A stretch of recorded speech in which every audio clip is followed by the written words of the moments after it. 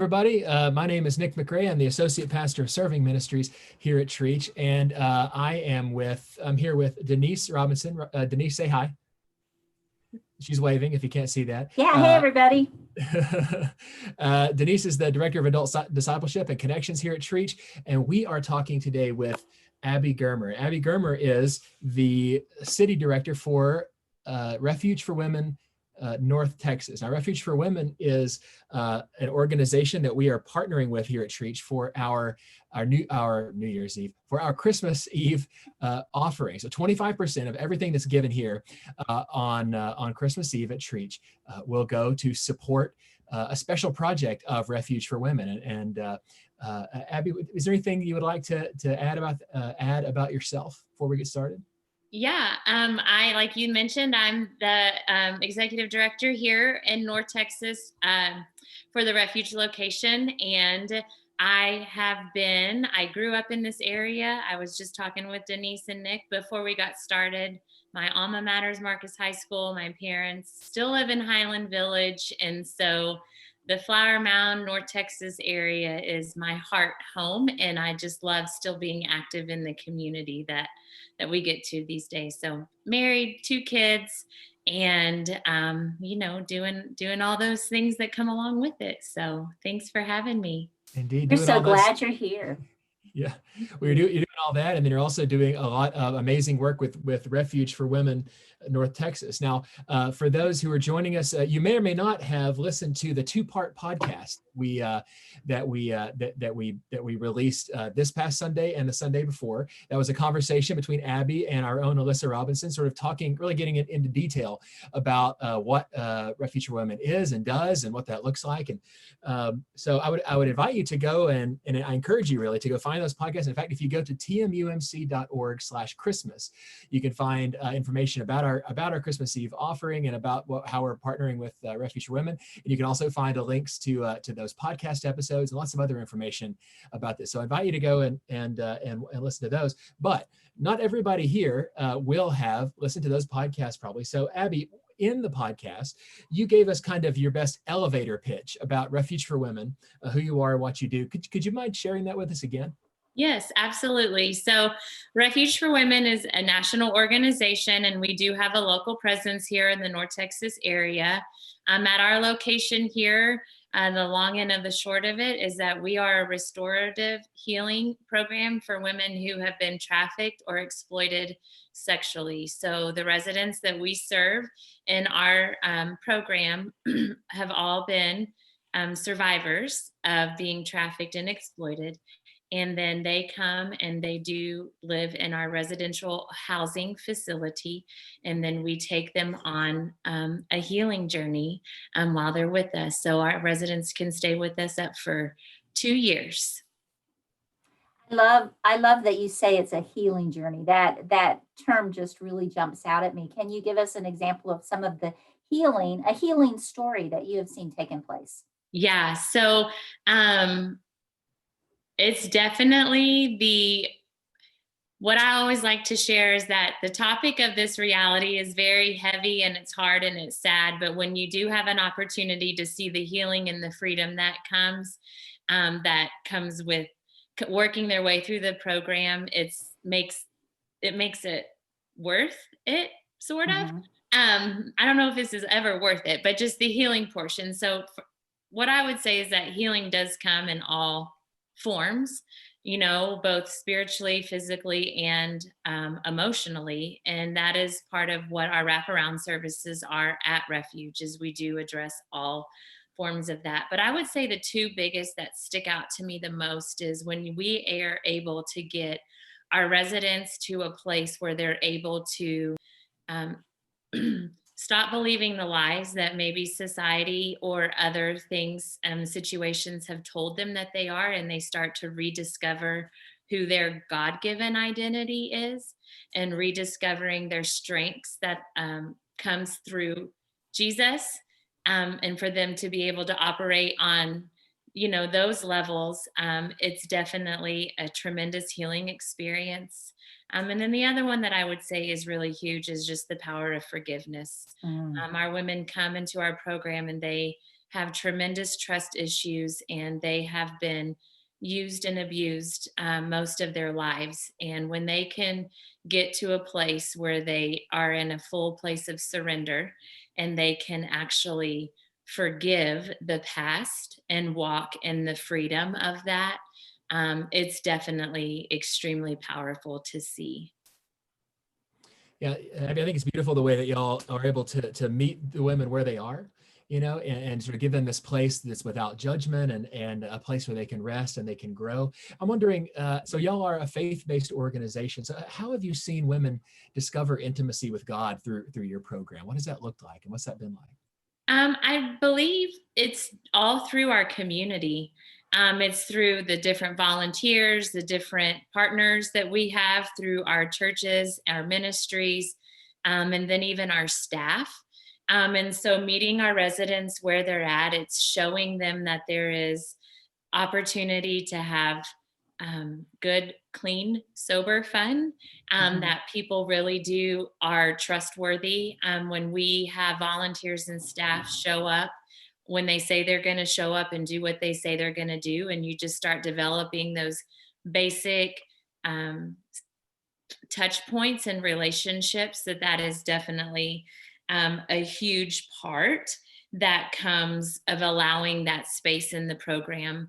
We also incorporate several, they work through over 20 books of curriculum as they go through our program. And so some of those books are on boundaries, substance abuse, codependency. We do have Bible studies that our residents work through. And so incorporating the Bible studies and putting them in communities where they are surrounded by other believers that have victories and testimonies where they can have hope, is part of that process as well. Well, one of the things that I really want to encourage everybody, I know Nick already said the podcast, but you go into such great detail of even that curriculum that they go through in that process. So I really want to encourage everybody. It is time well spent listening to that, and I appreciated you sharing that. But we want to focus on the Survivor Made store today because that's where our offering is going. Isn't that correct, Nick? You want to share a little bit about exactly where our offering's going? Yes, absolutely. So there's so much good work that Refuge for Women is doing, and we'd love to support all of that. But there's a especially exciting kind of new project that's happening over at Refuge for Women, and it's called the Survivor Made Workshop. Now, remember, once again, 25% of our offering for Christmas Eve is going to go toward that initiative. Now, Abby, could you share with us a little bit about, so what is Survivor Made? What is the workshop? Just give us a sense about that project. Okay, so Survivor Made Workshop, and the long end of the short of it is part of the program requirements is that our residents are supposed to start going back to work. You know, our heart is long-term healing, and so part of long-term sustainability is being able to hold a job and be able to make a living and learn how to be a good employee and all of that stuff. And so prior to COVID hitting, around month 6, our residents would have to go out into the community and start working part-time. Well, when COVID came in March, we had 2 residents that were not able to move into that portion of the program to obtain a part-time job. And so we got super creative, and that is where Survivor Made was born. And so what Survivor Made is that our residents are in the process of creating, and they make these beautiful, beautiful leather handmade shoulder bags and goods. This one has a cute little pocket. This is our newly released design, the tote. And what they do is this bag started as a flat sheet of leather, and we brought the leather in, they trace the pattern, they sew it, they assemble it, they do the quality control. And now that we are actually selling our purses and our bags, they are part of the logistics team too. And so they process the orders, they print the shipping receipts, they package them up, and they make sure that they are going out into the community. And we've actually sold these bags all over the United States so far. So, I'm fascinated by that because my great aunt and uncle were handmade boot makers Okay. for Letty Boots in San Angelo, Texas, a really famous boot place. And so when I would go to their workshop, it was just fascinating. My aunt would do the tops with all the stitching and stuff, and my uncle would do the soles. And it was not an easy thing to do at all. It was a lot of work and such precision involved. What made y'all decide to try leather? Well, because we're in Texas, I think. There you go.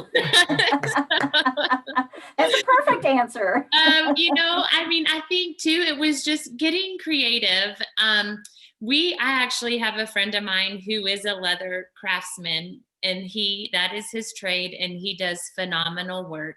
And so when we were hit with this situation, we just tried to think outside the box. And there was a conversation I was having with one of our national staff members, and I asked her if we could, kind of figure out if a social enterprise with Survivor Made, if we could do that here in North Texas. And she just mentioned well, let's do leather goods. And that struck a chord with me because I know a gentleman named Eli who was going to be willing to mentor us. And so I called Eli and said, hey, do you want to dream together? This is where we're at. And the rest is history. And so we sold in a month 67 handbags when we first launched them on our website. And with that, you start with where you're at. And so our shop is literally half of a garage that we have made a Survivor Made workshop. And right now we have a total of 5 employees plus a Survivor Made manager. But we are incorporating this into the program. And so after a resident's been in our home for 30 days, they have the opportunity, actually we have 6 employees, I'm sorry. They have the opportunity to start working in our Survivor Made shop at 4 hours a week. And so there they are already starting to earn money, which is going into a savings account for them. They're already able to learn a trade and a skill that they will hopefully be able to utilize for the rest of their lives. And they're learning how to be an employee. So they have a schedule to follow. They have to set up the shop. They have to clean up the shop when they're done.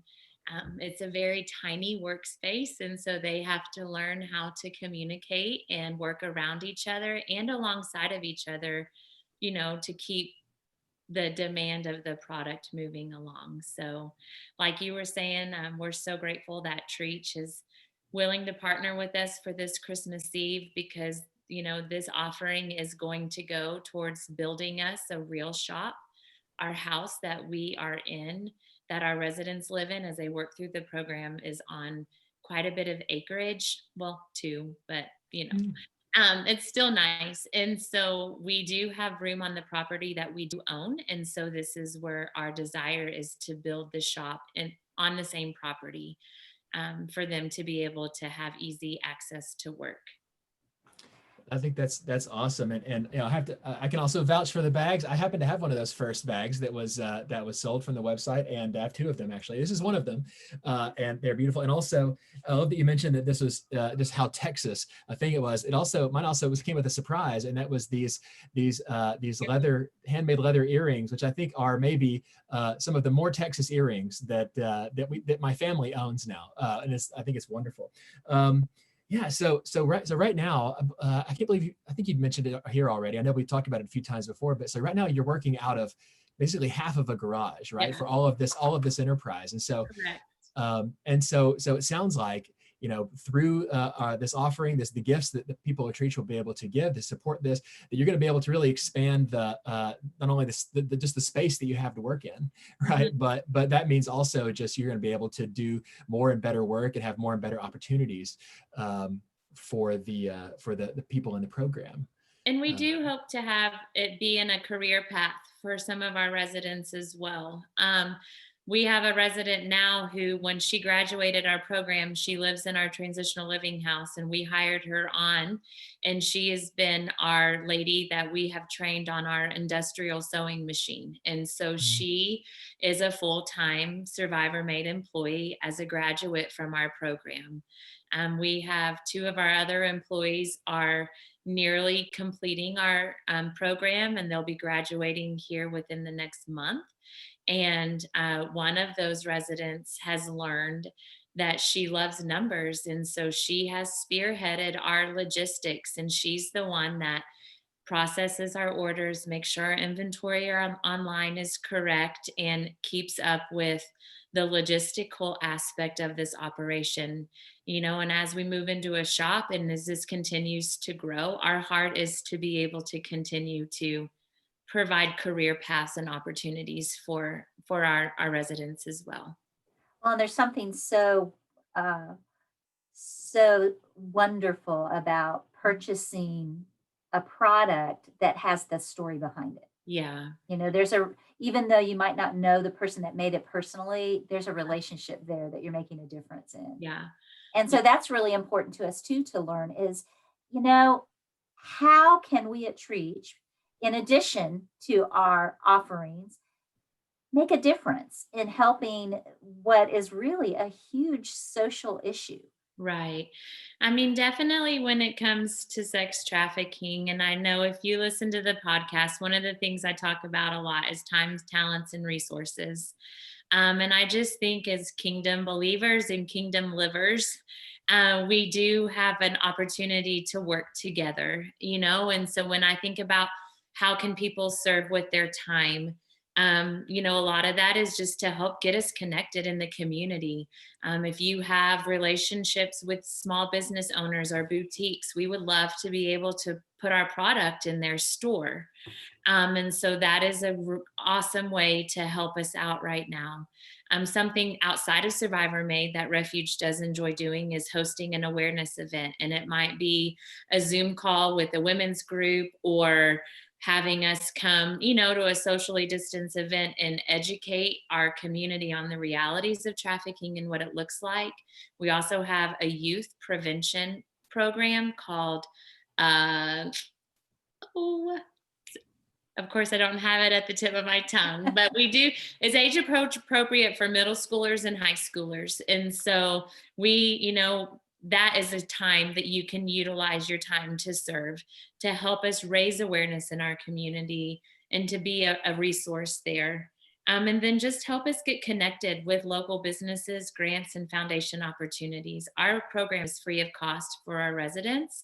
And so we do rely a lot on our community members, churches, individuals, and businesses to help provide these services for these women to come and have an opportunity to heal and, regroup and then go back out and be champions in this world.